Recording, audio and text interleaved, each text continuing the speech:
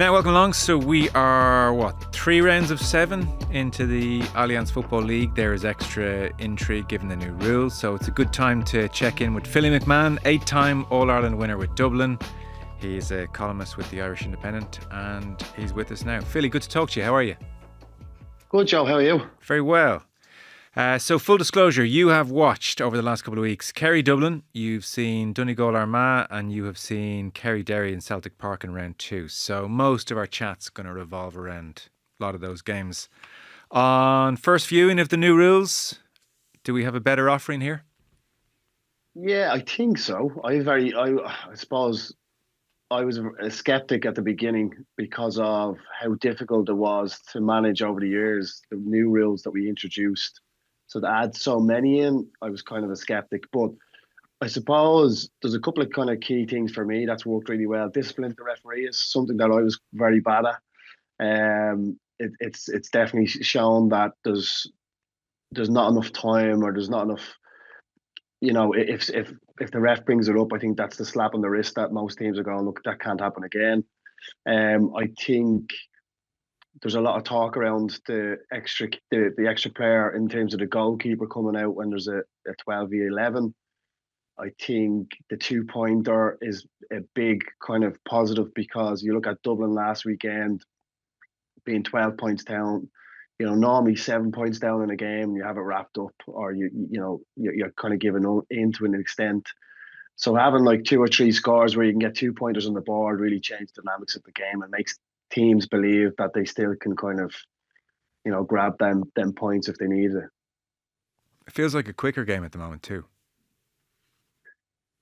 I'd imagine it's going to get quicker again because if you look at the amount of teams playing on the west of the country, with the weather being so bad, you've Donegal, Galway, Mayo, Kerry. The weather's really bad at the minute, and I think when the conditions get a bit better, there'll be a lot more kicking. Like there's one kind of clip there on social media. Dublin are on top of Kerry, and Kieran Kenny gets a ball. I'm not sure if it was a mark or it was a free, and he goes a little bit lateral, but there was a ball inside. Those kind of decisions with better weather will speed up the game. Paddy O'Shea is kicking. Paddy Clifford's kicking was. These are the type of players that you'll see being more expressive when the weather's better. Like so,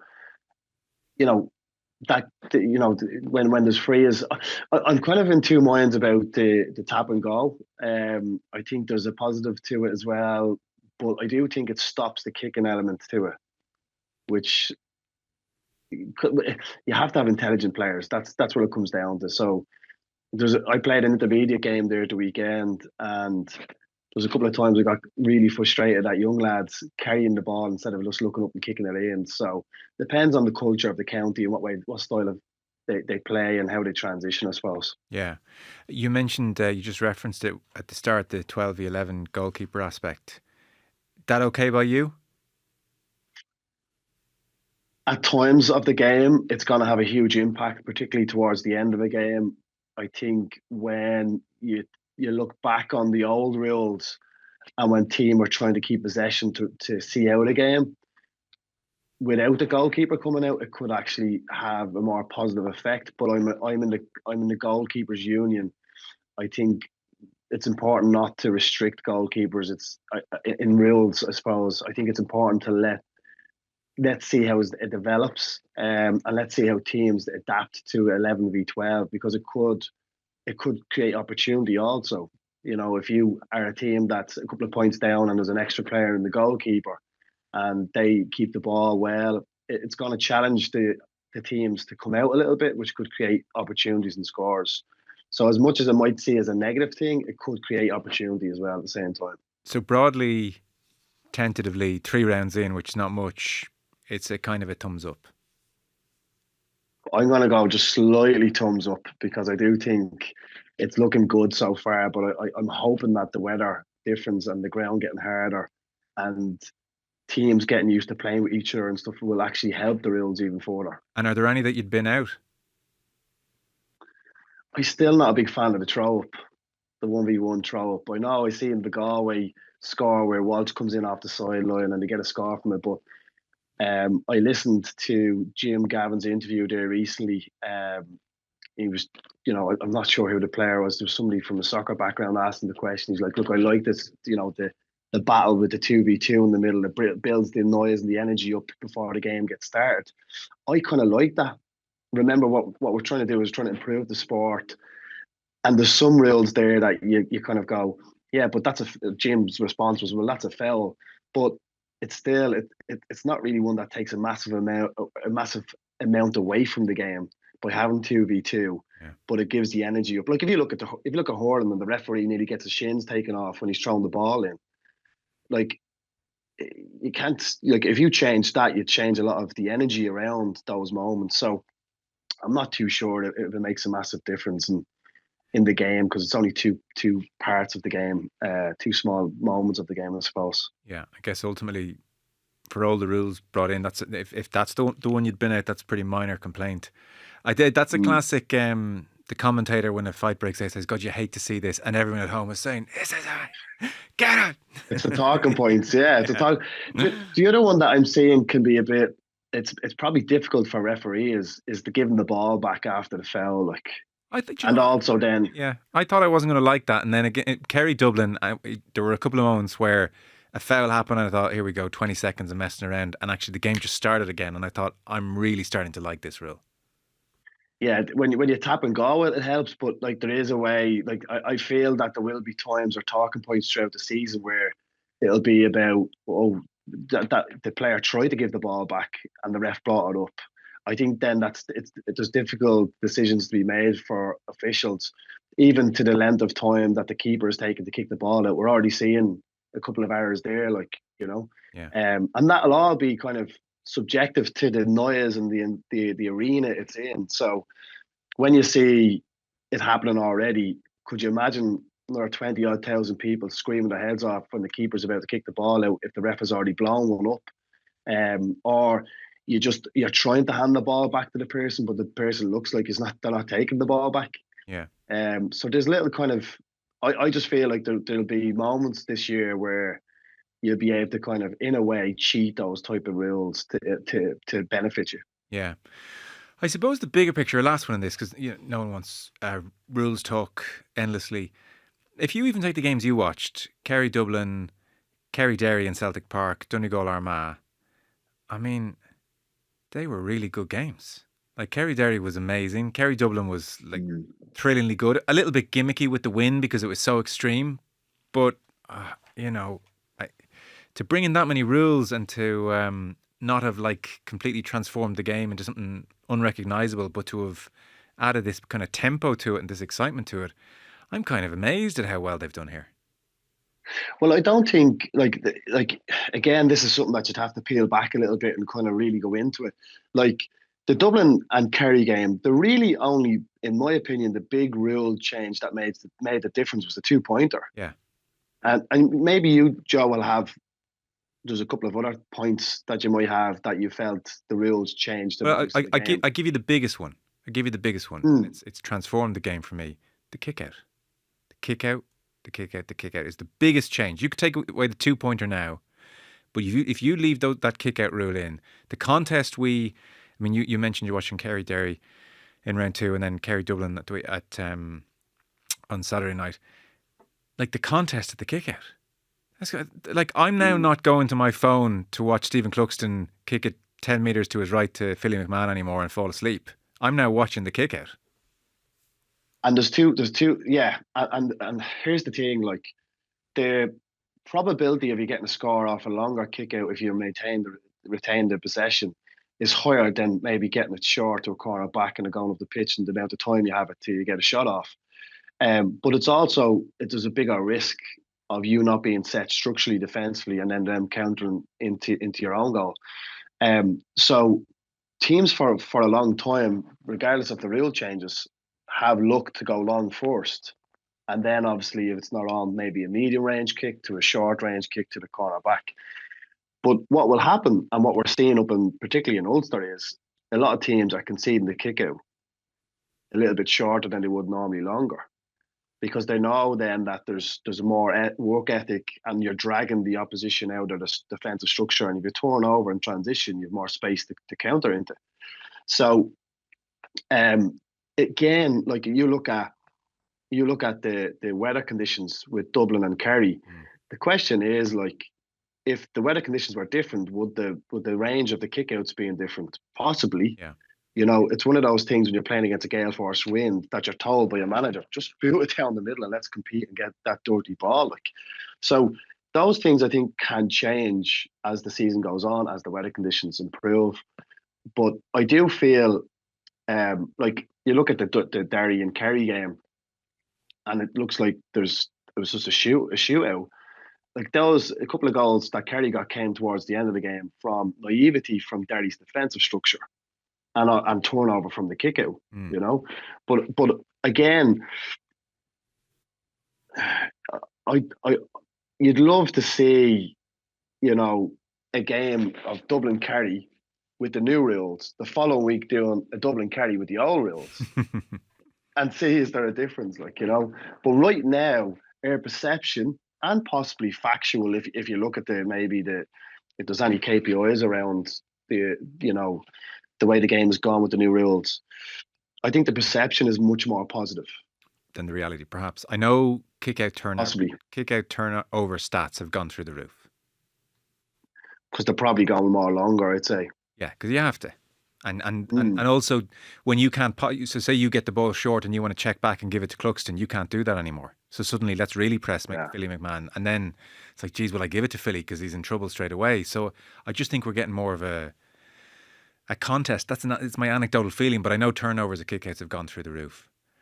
Um, Yeah, yeah, go on, last one, you shoot. yeah. Like I just think, like the referees have been a big talking point for the first few weeks. And I have to like I am not in the referees union. I haven't been as a player, but I have to say it's been good. Like from a referee's point of view, it really has. It's flowed so well. I've always been a fan of how fast hurling is, and I was Mm. always kind of in the opinion, just get the hurling referees in to play football at the ref football. But there has been a kind of, for me, an urgency to get the game going Yeah, and to let it flow to an extent, you know. yeah. So I think the referees deserve a lot of credit for the games and the levels of performance of speed of the game over the last few rounds. Totally agree on the flow. You know, whichever rule is having the biggest impact, hard to say on a given day, but the overall feel of flow is there for the first time in a long time watching Gaelic football. The story of round three, we can pretty much, you know, if we were to do like an end of year, what will we remember about this round? It's the 44th minute in Ballybuffet when Michael Murphy returns for Donegal. Uh, so this guy hated sharing a BBC studio with you this much that he went back to slog it out under Jim McGuinness in the Yeah, I'm gonna miss him. mud. Look, I know Michael a long time, and I played with him in DCU. We won a Sigerson together. Okay. I remember marking him, and I was a real paranoid inter-county player. You know, I never wanted, particularly when I was playing with our inter-county lads, I never wanted to feel like they knew I had any sort of a weakness. And I remember marking him at DCU. Michael Murphy, when he tackled you, it was like an octopus. It was like not just one arm hitting you; it was like 4 or 5 arms, and you're getting proper, you know, these shots could fail your liver that you're getting hit in the back, you know. But I remember him hit me one day, and I remember turning around to him, and we went at it a little bit, and but we never lost respect for each other. Well, I'm saying for him, maybe he won't say the same for me. But we worked really. I really enjoyed working with him with BBC. A lot of people say he's a really good lad, like, and he's a top fella, and I would back that up. He's a great fella. He's got the profile in the north, like a David Clifford in Kerry. Like, you know, he's just loved everywhere he goes. I've seen so many fans from different counties going over and chatting with him and wanting pictures and autographs. And I remember hearing he was going to go back. And I suppose for me, I was like, that is such a good buzz for GAA, like, you know. And I think it's a great move. It's a great, you know, if you're calling a game of chess in terms of sport, that was one of the key moves from McGuinness for me because he got 5 other lads off the back of him. And the noise and energy that he brings when he comes on the pitch, you know, like Faulkner, I'm a big fan of his as well. Like I like what he brings to Armagh as much as what Murphy brings to Donegal. But if you jog onto a pitch and you can bring your marker to an emotional state where they do something silly, you're a big player. And you look at the craze after the game with the kids and the Donegal fans looking for pictures and autographs says it all, the type of guy he is, you know. Yeah. He's such a brilliant footballer, as well. Like the physicality is obvious, and his catch, the one-handed catch, and holds on. You know, it's like, oh, all this talk of him playing in goals. Well, he can just be an all-star midfielder again, you know. But there was a nonchalance with which he took his points. There was one on his left foot on the trot that he made look far easier than that is. Like, I can't describe, I can't really give you my opinion on what it's like to go back playing into county after taking a year out or time frame out of it, like, you know. But I can say is that you do lose that power, you do lose, but you do have still the football skills and the football brain. But he looks like he's in better shape. Like he, you know, I don't know if he's asked the kit man for an extra large jersey or something like that. But he looks really trim, and his sharpness was like he was there. He hadn't left. Now you have to remember, he probably would still be playing if there wasn't a bit of a mess going on in Donegal at the time before he left. Um, and I just think for a player that's loved all over the county, all over the country, sorry, Yeah. he is. He's one of those players everybody wants to see, everybody wants to watch. He's probably not, when you're playing against him, he's not one of the players you want to be playing against or want to see, but certainly he brings an excitement to the game that I was looking forward to seeing. And in your Um, in your experience, what is it like to be loved all over the country? well, I'm only loved in Dublin and Mayo. I'm hated everywhere else. But no, as a defender, you're never that type of person. They might say, look, we'd love to have a player like you here, but we really do hate you, you Yeah, know. Like, love to hate you. No, um, with Murphy, there's like he's such a gent. He's such a, like he's already kind of an all-time great.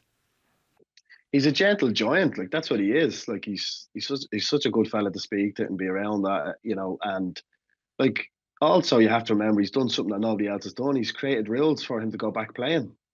Yeah, Nobody else has done that. Like I'd love to be able to go into the FRC and go, well, defenders should be able to get 3 points for a score, you know, something like that. But he look, it suited Jim going back in, them having a really impressive year. I'm sure they wanted to go a step further last year, or 2 steps even. But like certainly him seeing the buzz in Donegal again since Jim went back in, yeah. that siege mentality the group have that he had with Jim when he was in the first stint. And yeah, they've just, do you know what they're gonna? I've never, you know, I've learned not to pick who's going to be strong contenders for All Ireland based off the league, because it just doesn't happen. Like you look at Derry last year beating Dublin, having a great league campaign, and then flopping in the championship. I just think you don't. It's stupid to say like, oh, Donegal.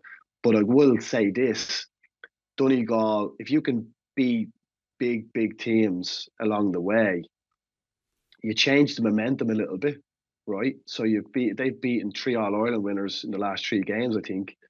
Like that confidence is huge going into the championship because you don't fear anybody. Yeah, and it's like it's worth remembering semi-final last year against Galway. They weren't that far away to begin with, and now it just feels like they're in a better place again. On Murphy, when Dublin were going against him and his pomp, who tended to mark him? Were there special plans made for Murphy, or not especially? I was the one that marked Murphy actually. Did you? Yeah. I marked him a few times. So I marked when Rory O'Carroll left the Dublin panel. He was kind of the guy that would mark the big target man. And then when he left, I was the guy that marked the likes of him, Donaghy, O'Shea, any of the kind of big, tall players. I was marking the target man. Sorry, here. Now that you say it, yeah, you're not a 6 foot plus man. No, I'm 5'11". I'm like tiny compared to these Yeah. lads, you know. So straight away, But it that'd was be a big concern, no? not really like I kind of developed a good skill level to be able to position myself right when the ball was coming in, you know. So I was confident out in front, but these lads, you wouldn't mark in front. You'd mark slightly side on behind. With Murphy, um, I can't remember the kind of habits I would have looked over for him over the years, but I certainly would have looked at players that ran the same side, that kicked in certain zones, that needed to press. Um, and I also like see Murphy when you mark Murphy. There's only one element is marking him. The other part is the delivery of the ball he receives. That is so important. So if I ever done well on him, I wouldn't say I'd say a small percentage would be me beating him to the ball out in front, possibly, or you know, if the a high ball comes in, being able to bat it away. But more importantly, it's the lads that are putting the pressure on out the field that reduces the amount of ball he gets or the amount of good ball he gets. Even I think that's important. So if I was marking Murphy, there's a ball coming from the Hogan side across diagonally towards the Cusick side and down the canal end. Typically, I'll be marking kind of if I was marking his left hand side, it means that if he's got to win the ball, he's winning away from the goal. Mm. Or if I have a player coming in from the wing back position, it means that he can tuck in and make sure that if I break, I'm breaking it towards his wing. So the percentages of a target man like Murphy winning the ball and getting a goal, if you kick 10 in at inter-county level, he's probably not going to win. He's probably his percentages are higher than probably most target men because he's such good quality. But the percentages and the probability of getting scores from that are lower than carrying the ball up the pitch and getting a score from not kicking the ball in long. Yeah. Is he faster? Is he And is he faster than he looks? Or you keep pace with him okay? I remember, like he's not slow, Yeah. like, but he wouldn't be the fastest. You know, he wouldn't be. Like I wouldn't have felt that he was as fast as like the big lads aren't that fast. No. Like that's the one thing I would like to think. I'm lower, I'm smaller. I should be able to hit the ground a little bit quicker. Like, but he wasn't slow. Yes. He's definitely powerful, and he's a link player more so. Because you have to remember, Joe, when you see Michael Murphy in there, there's a good chance that you're going to have a sweeper. There's a good chance that you might have someone yo-yoing back in from the blind side. So he would have found himself around a lot of men when he was playing because he was such a danger.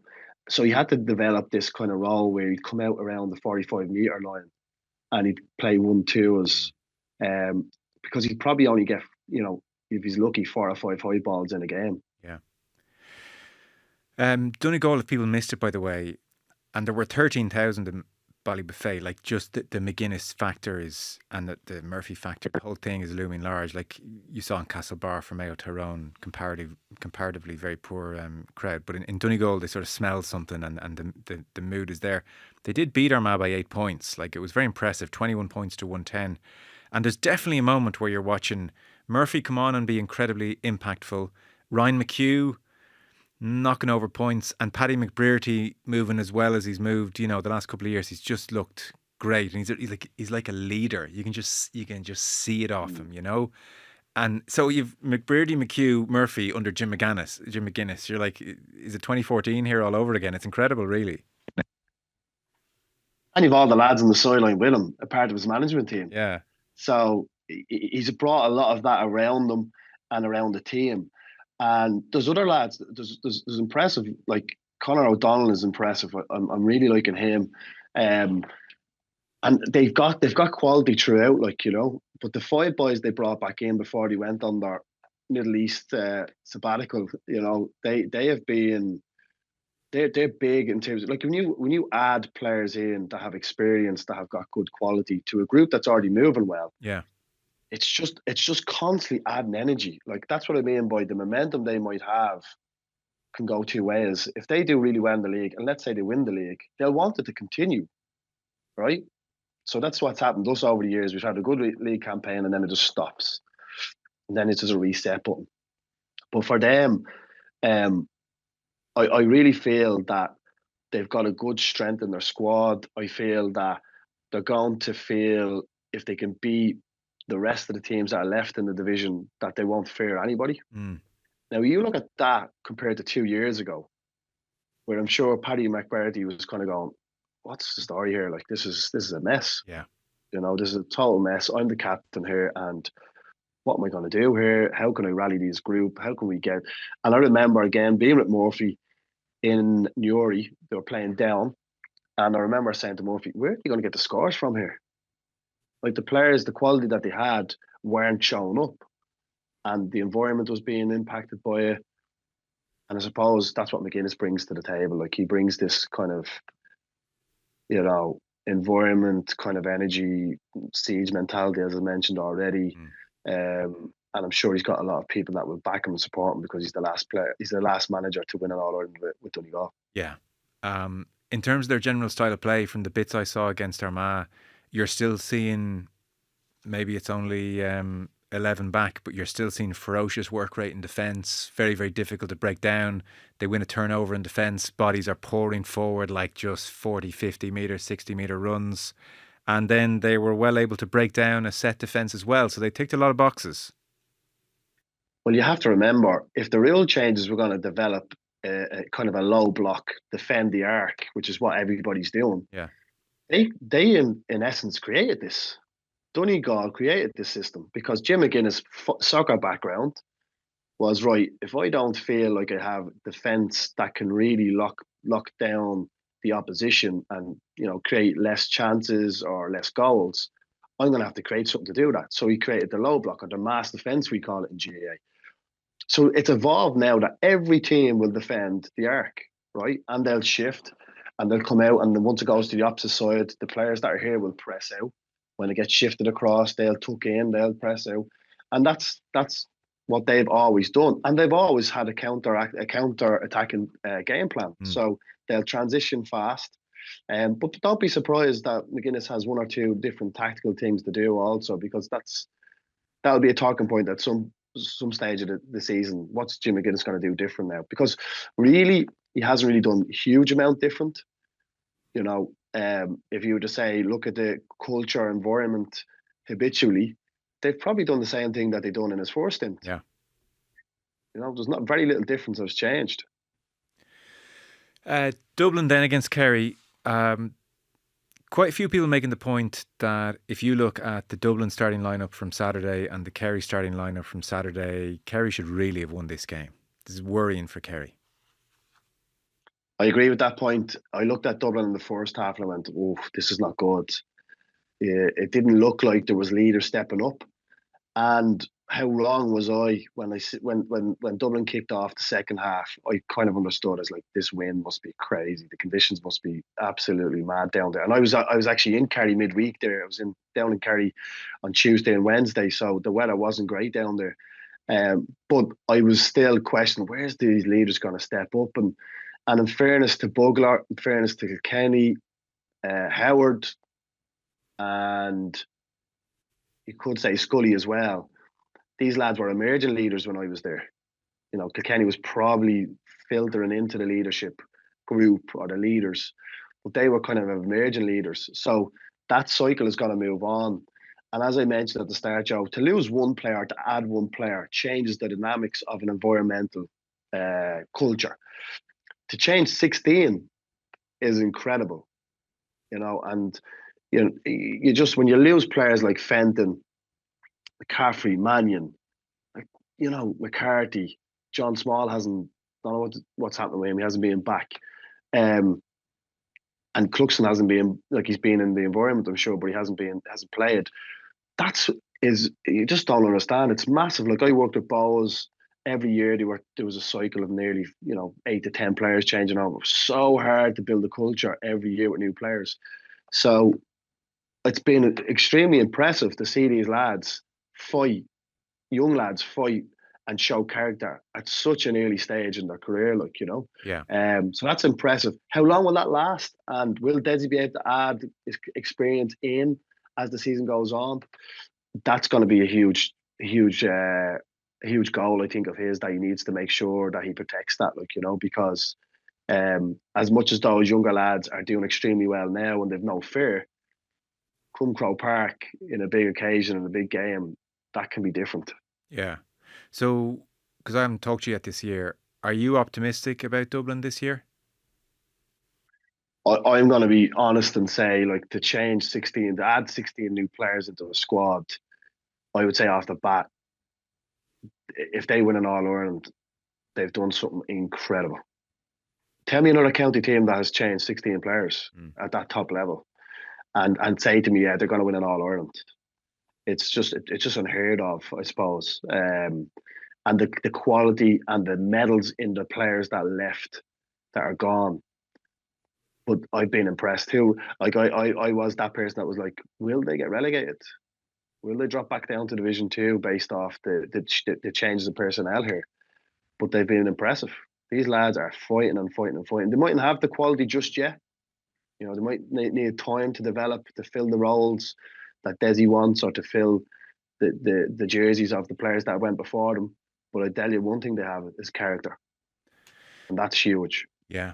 Because it would have been very easy half time, the win notwithstanding. Oh my God, we're on live TV, we're 12 points down. This is like embarrassing, shameful to And, panic, and they didn't.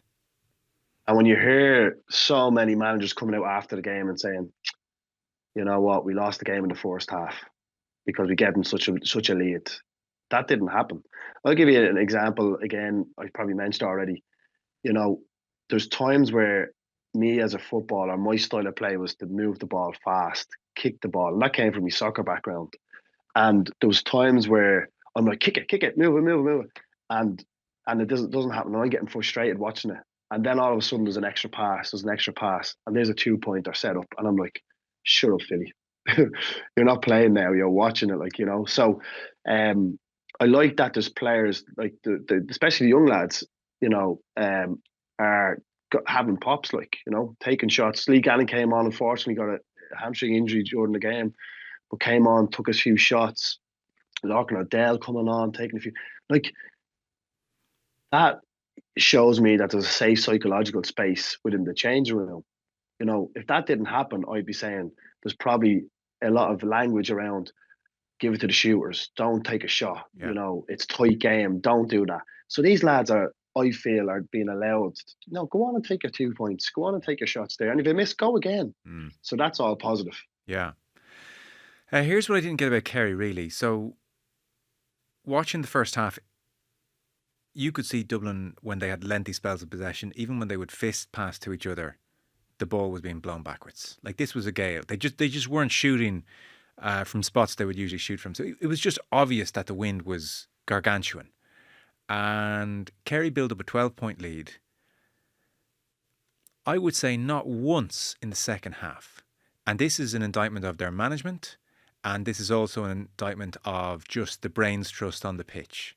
Not once in the second half did Kerry say, we have a 12-point lead. The clock has to become our friend here. We can have 12v11 in their half. We're keeping the ball for 5-6 minutes.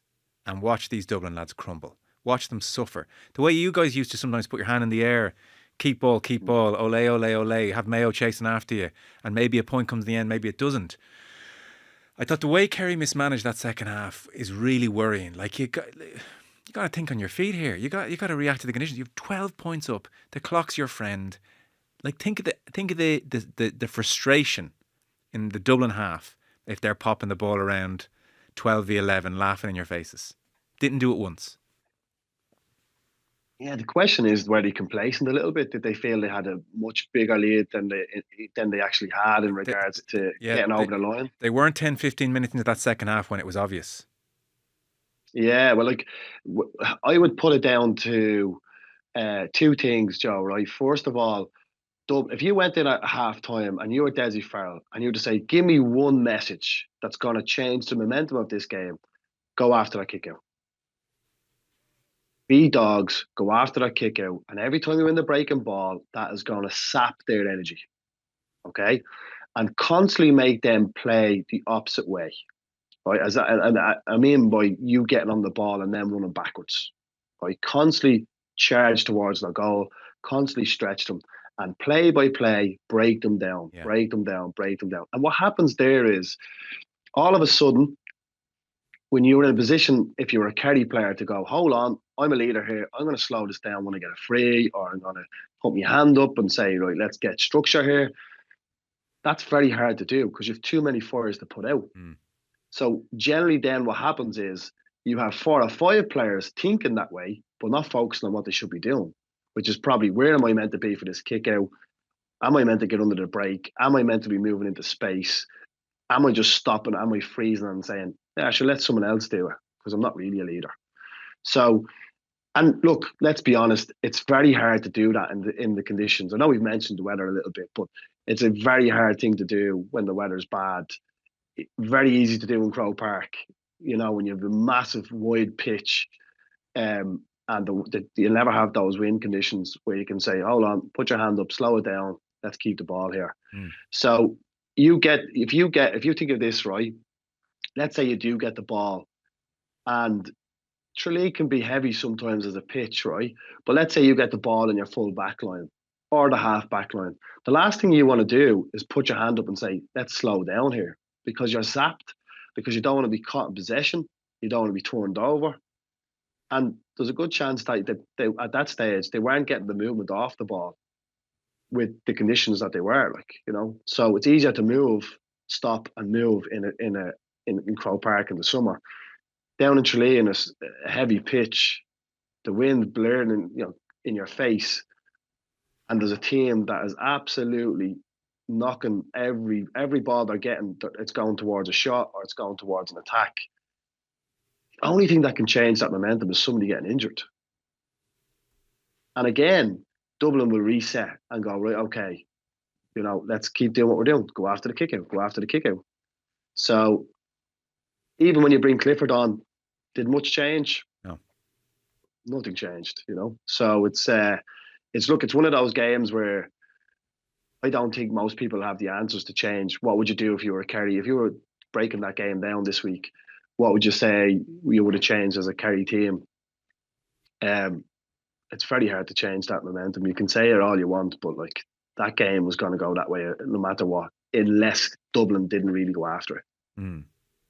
So where are you in Kerry? You saw them, in fairness, do really well to pluck it from the fire against Derry, and now you've seen them obviously on Saturday. Yeah, I wasn't impressed by them in Kerry, to be honest. Oh, sorry, against Derry. I think Derry were very good that day. I think Derry were trying. It felt like Derry were going to win most of that game. Like Derry were trying to pull, like they'd been good defensively good offensively the week before, but poor defensively. The Kerry game, they were good offensively, but poor defensively. And they were trying to, I think, get that balance between the following game. They were trying to get the balance between those two different structures. So they weren't, but what was impressive against them, against Derry, was they scored 2-3 off the bench, right? And when the game was pulling away from them, they didn't panic, right? They're two big things that we would have relied on a lot when we were on our pump with Dublin. There was games where there was teams ahead of us and thought they had us bet out the gate, and we just kept calm. And as the saying goes, stuck with the process, right? But then the Donegal game, they struggled, and yeah, obviously the Dublin game, they didn't really show fight enough for me in the second half. There was a fight there, and there's a great opportunity to win one of those battles, and they didn't take it. So for me, I was really kind of happy with the first game to an extent, because it kind of resembled some of the stuff we would have done. But then after that, it's gone the opposite direction for me for Kerry. But again, this is just the league, Joe. Nothing really, you would never write Kerry off in the championship. Yeah. One last one. He's 31 years of age now. You mentioned Kilkenny. Scored a 2-pointer, but like more than that was just this presence of experience on the team. Give us a sense of what makes this guy tick, or what he's bringing to this scene away from the limelight, because obviously, keeps himself to himself, doesn't have a huge profile, but has been one of the best players in the country for a decade. It's very hard to say what makes him tick. He just plays football. He's one of those players that goes out to play football. And, he's kind of similar kind of group to Fenton, McCaffrey, Mannion and Small, And yet I feel he's the real leader stepping up at the minute. And his strength is his weaknesses in many ways. I have a feeling when Gilroy went in there a couple of seasons ago, it was to say to him, listen, you're so important to us, but you're only important if you're direct. you know. And then you look at that and you kind of go, well, there's times we need that type of Kieran Kilkenny where he's holding onto the ball, where he's giving a little short hand pass, and he's kind of being that playmaker, that proper old school 11. There is times where you get frustrated and you're like, Kieran, get that ball and move it in because he's a good kicker of the ball. But there's times where he, for me, looks like he's in the top table of the best players in the country. When there's moments where players would literally fear taking shots and he doesn't. He's just like, yeah, give me the ball. I'm taking a 2-pointer. He's this weird kind of hook kick, Yeah. and it's just gone up in the air. But very little phases him. There's times like every player where he has good parts of the season and he goes off it. But for Dublin now, he's going to be so important this year. From a leadership point of view in the change room and on the pitch, because Collins to come back, Cormac Costello's to come back, they'll help definitely. But I do think at the minute, when you look at the six forwards, he's your key guy. So what will happen now, Joe, is a lot of teams will go after him. They'll go after Bugler as well because he's been impressive, and that allows the younger lads to step up and develop. Yeah. No, he's been brilliant. Still only 31. God, he's lost all his mates, hasn't he? They've all walked away. All gone, all gone. Now he's in terms of an age group, they're all his group. Yeah, Fenton, Smalley, and him. They're like, yeah, the band that them three would have had over the years. Like they love each other in terms of mates, but Jesus, they constantly were at each other, abusing each other. So that would be difficult for him. Over time, losing that energy, losing that banter with those boys will be hard for them. Now, Small might go back in. I don't know what the crack is with him. Fenton definitely gone. I'd hope we'd see Fenton back in a Dublin jersey one day, like we see Murphy, because he's just, again, if I wasn't a Dublin, person, he's someone I'd love to see playing again. He's such a loss. Such a loss, my God. Because I was thinking, he must be watching these young lads the way they came back second half against Kerry. He must be twitching. The leg must be kind of hopping. He must be thinking, these rules, what am I doing sitting at home? Come on. Well, I'm much older than him, and I'm already thinking that, and I'm definitely no way being, physically able to go back playing at that level. But he must be thinking, I could be getting 6 or 7 points a game, because he's a brilliant, like from that range where he kick, that 2-pointer would be perfect for him.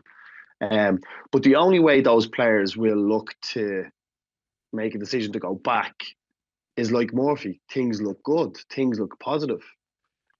Because you've put a lot of time and Yeah. effort, and life moves on, and everything else out around life gets busier, and you kind of focus a little bit on that stuff. But if Dublin are moving well and these young lads are stepping up, you kind of have that competition element that you go, do you know what?